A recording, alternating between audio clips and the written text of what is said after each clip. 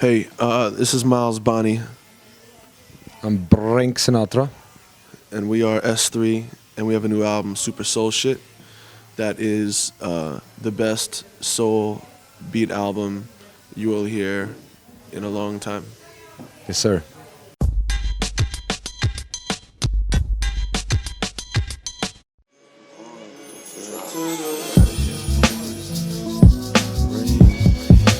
Rain don't stop me now.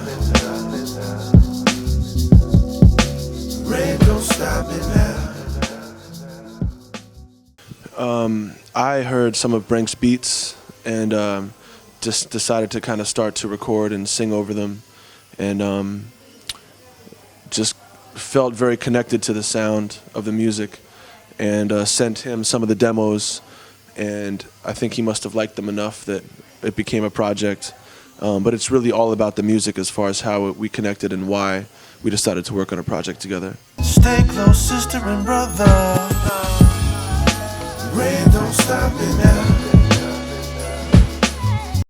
Yeah, I guess I first found out about his beat making through Melting Pot Music, which is a record label we both work for, and also I'm a music lover, probably more so than just a singer, and I like to DJ and I love other music, so I heard one of the 7-inches that they released, and decided to just sing over that for fun and send it back to him, and that's where the whole project started. Ritually, abstractions. Ja, prinzipiell, wie er gesagt hat, ich habe auch über Melting Pot von ihm erfahren, dass es ihn überhaupt gibt. Und das war eben die damalige 7-Inch Alle Warm Don't Stop. Und die Version, die er daraus eben fabriziert hat, hat er in 10 Minuten gemacht. Und deswegen heißt er auch 10 Minutes am Album. Also wir haben die Originaltitel meistens behalten. Ja. Auch wenn sie meistens halt überhaupt keine Bedeutung haben. Aber wir haben das ziemlich witzig gefunden, die Idee, dass man eben die Originaltitel, die Arbeitstitel beibehält.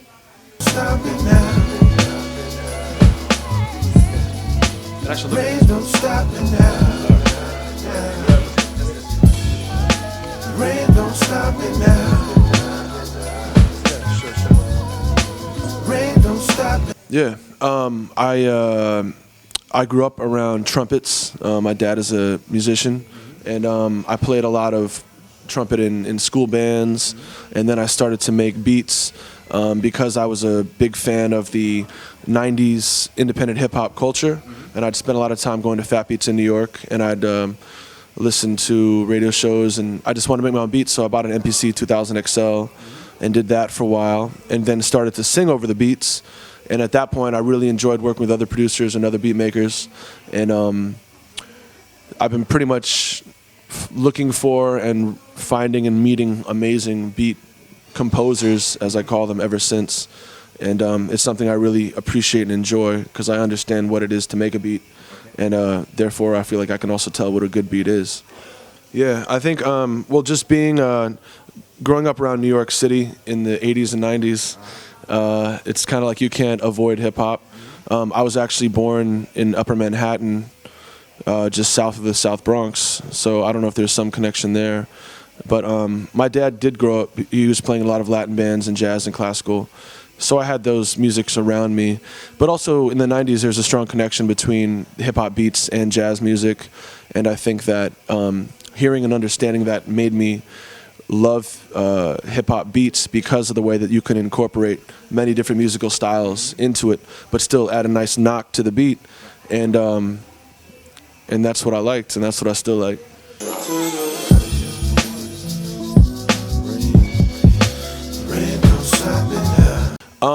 I think I've always known a lot of good rappers, and I think that I'm someone who doesn't need to say a lot of words to kind of get the feeling across that I feel. And so I think just singing, because of playing horn, the melodies came much more naturally to me, although I was very embarrassed at first, and I definitely didn't feel as though I should have always been a singer. It just kind of happened that I got more comfortable with it, and as I realized that my singing kind of really touched people in a certain way from the very beginning, I realized it was something very different from just talking at people. And not to say that that's what rap is, but through singing, I felt like I could really connect with people, and that's what it's been about ever since then. Rain don't stop me now. Yeah, that's all it is. I mean, the singing is really. I don't really consider myself a singer. I just sing. Yeah, it's just like I never really consider myself to be a horn player.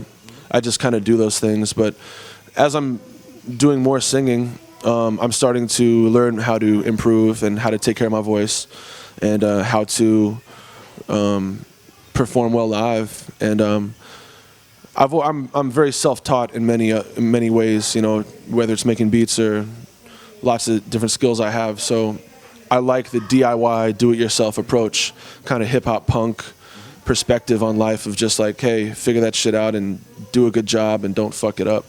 So that's basically what I'm doing. You see, rain don't stop me now. Rain don't stop me now. Also prinzipiell war es so, dass wir eben die eine Nummer, eben, die ich vorher erwähnte, ausgearbeitet haben, also ich, und dann die Beat-Sips herumgeflogen sind. Ja. Und ja, keine Ahnung, er hat vielleicht 30 oder so gehabt und davon haben wir jetzt 15 Nummern, 20, mehr oder weniger verwertet. Und das war's dann, es war alles ein natürlicher Prozess.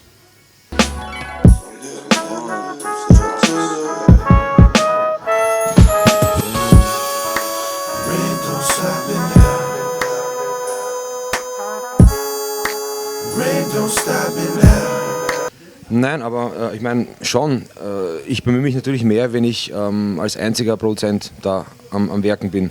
Weil eben, wenn man eben, wie ich eben bei unzähligen Releases gehabt habe, 3, 4 Beats irgendwo oben hat, sage ich mal, ist die Verantwortung nicht ganz bei einem. Ja?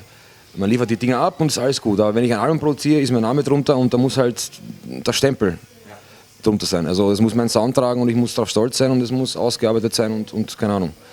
Und natürlich habe ich da mehr herumgefeilt und geschliffen, ein Ding.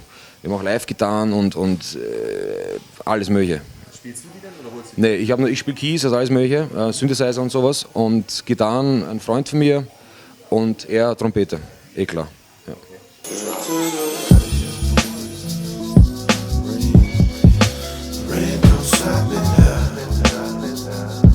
Das war ja das Coole eben, dass das ganze Ding eben schon Soul ist, aber mit harten Drums.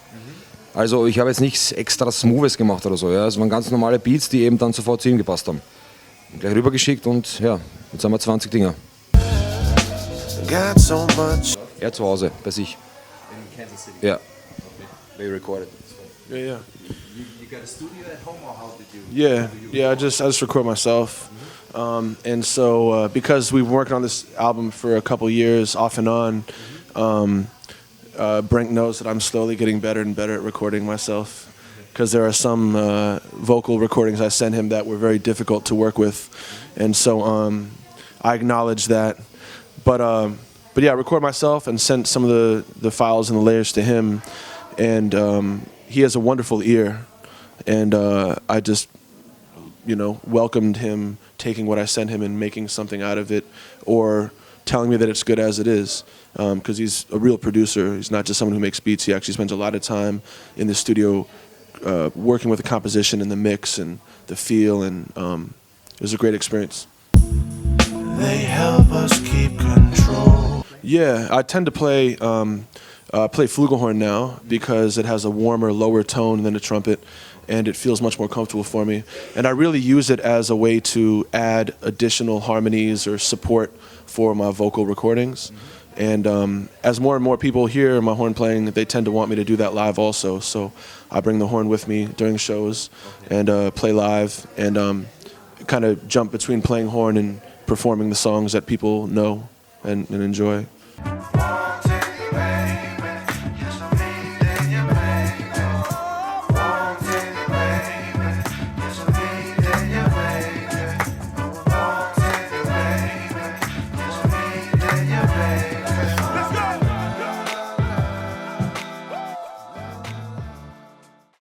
Well, growing up around New York, I, in the 90s, went to Fat Beats a lot. So I was a big fan of learning about independent hip-hop.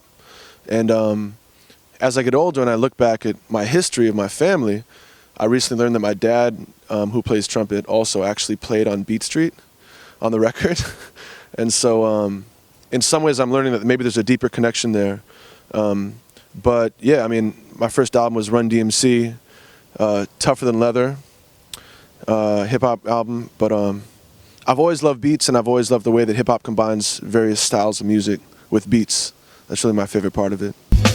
Rain don't stop me now.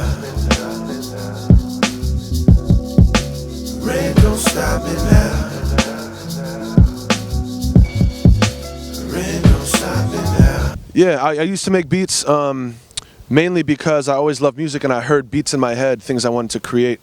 And I worked with artists such as Joe Good and Cess Crew and One Below and Percy P and Sage Francis and a good number of people, and John Robinson. But then I started to sing over my own beats. And then after that, I kind of realized, hey, I can sing over other people's beats too. And so I've been kind of doing that ever since. But I love beats, I love production, and I love to add what I can on top of those compositions.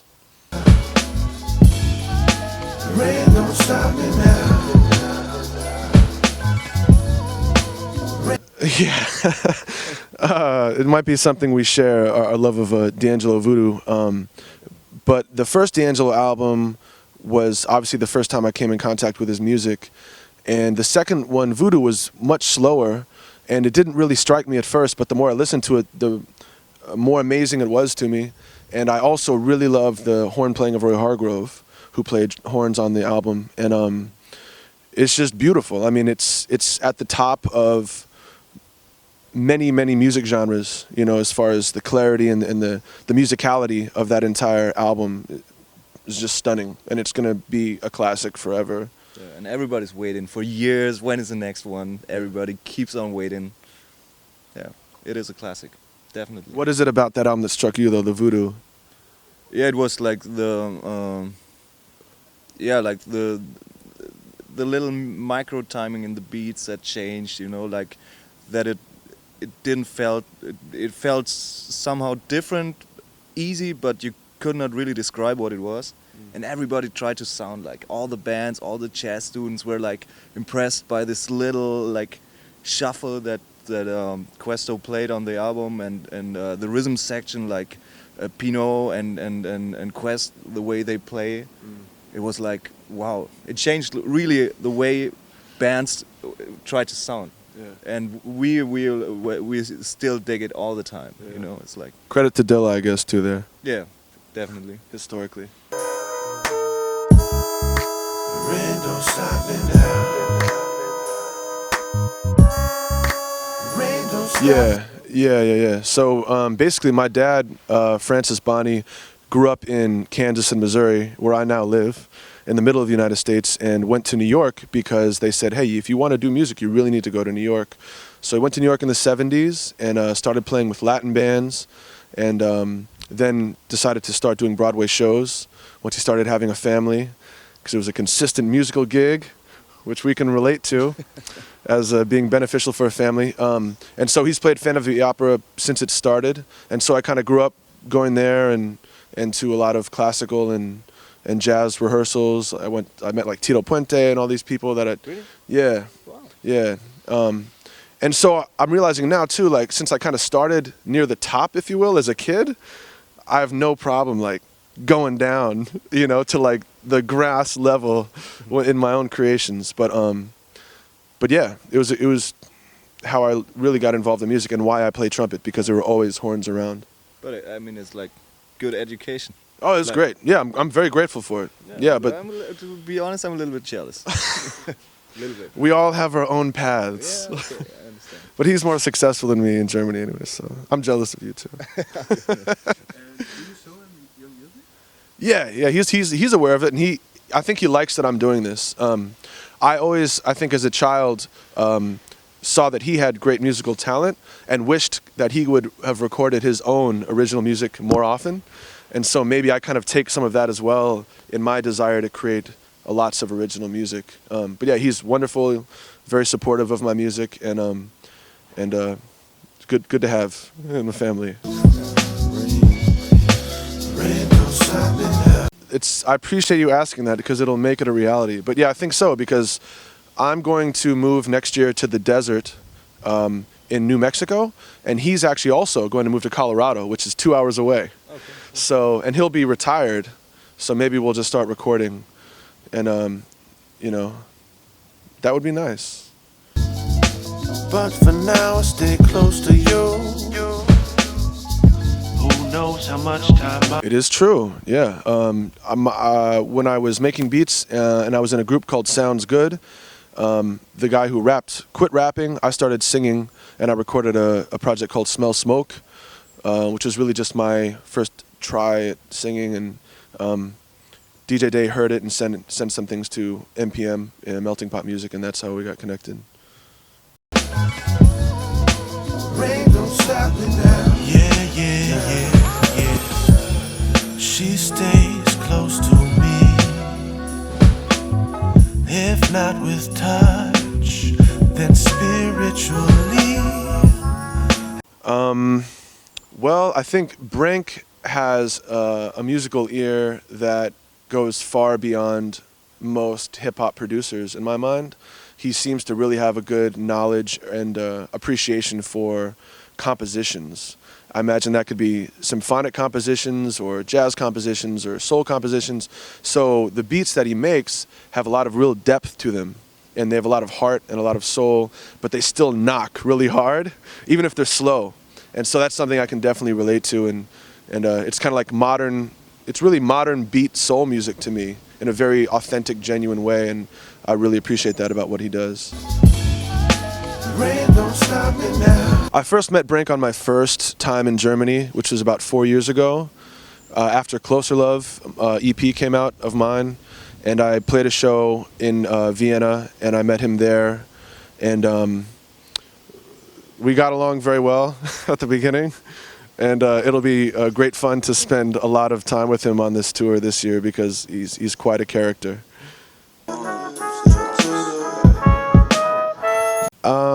I don't want it to become a legend or anything, but he drinks a good amount of beer and encouraged me to drink beer with him, and it ended up being a lot of beer. And the show was a lot of fun that night. I hear many stories about it, but I think it went very well. I was pretty drunk, but the music was also very good.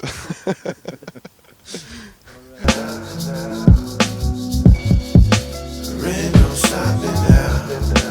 Rain don't stop me now. Rain don't stop me now. Most of my songs are collaborations from a distance. So most of the time, because again I love beats so much, someone will create a beat, and if I really identify with it and I feel like I can hear something that I could really add to it in a positive way, then I record my part and often mix most of the song and then send it back and see what the other person thinks.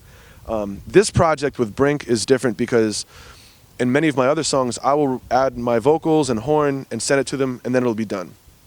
With Brink, it turned into a very large, long process of reconstructing every song and rearranging my vocals and making the entire S3 Super Soul Shit album like a really strong listening experience.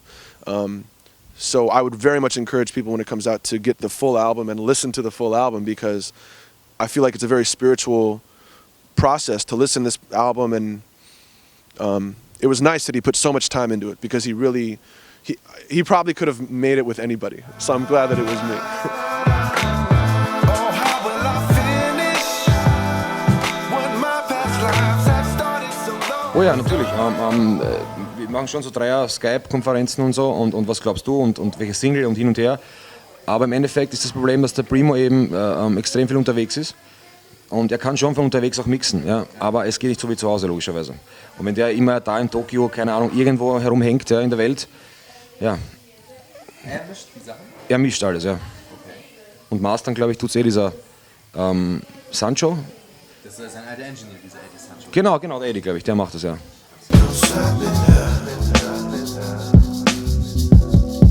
Ja, viel nächstes Jahr. Also instrumentalmäßig kommt auf jeden Fall die Betty Ford Boys. Im ersten Quartal mit Suf Daddy und Dexter. Gambo 3 ist so gut wie. startbereit. Job Shop 2 mit Mella, mit nur Wiener Samples übrigens. Da haben wir uns wirklich Mühe gegeben. Ja, nur Wiener österreichische Samples, die wir verwurschtelt haben und verjobbt haben. Ja, und halt viele lose Nummern. Also ich habe wirklich viel Material mit allen möglichen Leuten. Auch mit vielen Amis halt, keine Ahnung. Auch mit Kendrick zum Beispiel haben wir was irgendwie. Keine Ahnung, Redman, Cool Keith, alles mögliche. Und ich muss halt schauen, wie was dann rauskommt. Kannst du davon leben? Inzwischen von Musik machen? Ja, ich meine, die Frage ist, wenn man auf Tour geht, ja, ist natürlich das meiste Kohle, das ist eh klar. Aber man muss halt auch schauen, wegen Verlagsstil und sowas, natürlich jetzt interessant. Und es sieht jetzt relativ gut aus für nächstes Jahr. Also bist du schon in Verhandlung? Ja. She stays close to me. I'm going to have a lot of time to be in the studio over the next couple months, and so I'm going to be probably working on some new S3 things. I'll also be finishing up a project I'm doing with Taku, who's a producer in Australia. And I also want to do some recording just all by myself. But you know, I'll figure that out as it happens.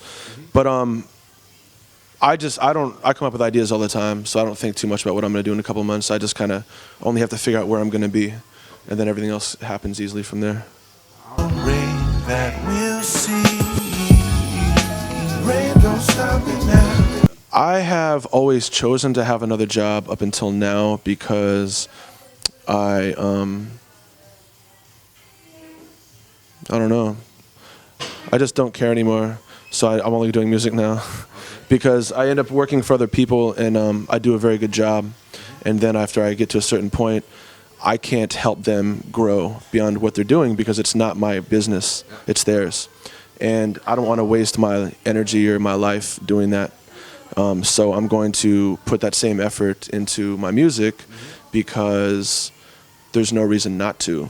And so I'm in a really interesting time right now. I'm doing a lot of transitions with my life and as far as where I live and how I work with music and art.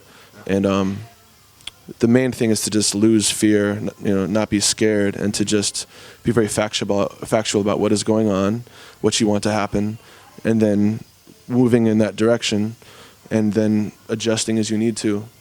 But it's a nice period of not being controlled by other people, and it's something I'm enjoying. Don't stop me now. Yeah, I think I have thought of moving to Germany. In the short term, next year I'm going to move to the southwest United States in kind of the high desert, so kind of between desert and mountains, just below Colorado. And that's the first place I'm going to move. But in a couple of years, I could see spending much more time in Germany, especially in each of the cities, like, you know, we're in Hamburg, and I'd love to spend time here just recording and making music and doing shows. But it's also nice to visit, you know. So I'm now here for 2 months on this trip, and that's a good amount of time. But I always love coming back, and I enjoy being here.